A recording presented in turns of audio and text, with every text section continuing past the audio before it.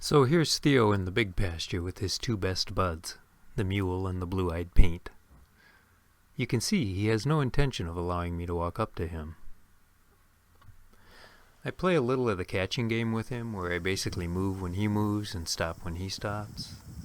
But so far that isn't working, and he quickly figures out he can hide behind other horses and make it more difficult for me.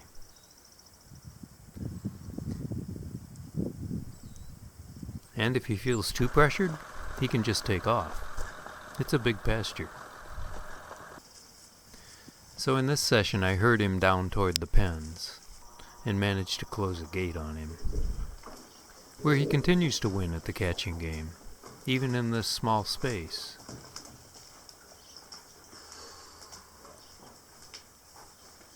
So I pin him in a corner and fasten the halter around his neck so we can do a little work. This isn't ideal. He's going to figure out pretty soon that he shouldn't go in the pen, and he's denied the opportunity to really make a choice about softening to me for reasons I talked about in the last video.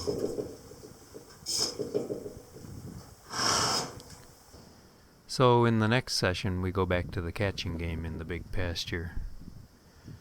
I don't have video of most of this. What you're seeing now is the end result. I started out assuming he was super nervous and fearful, and going out of my way to let him know I heard him by releasing any pressure every time he showed the slightest increase in tension. From our past sessions, I knew this probably wasn't the case, but I wanted to try it one more time.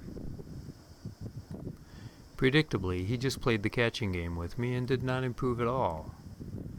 If his behavior was mostly fear-based, I would expect him to soften at least a little. So I switched methods. I still softened and released pressure when he put an eye on me or turned toward me or stopped. But after a brief release, I'd walk quietly toward his shoulder without putting unnecessary pressure on him, asking him to allow me to stand next to him. Every time he made a deliberate choice to evade me or turn away from me, I'd drive him very mildly by flipping the end of the lead rope at his hindquarters. This, of course, raised the tension level and caused things to unravel a bit. But it has the advantage of making a clear contrast between the right answer and the wrong answer.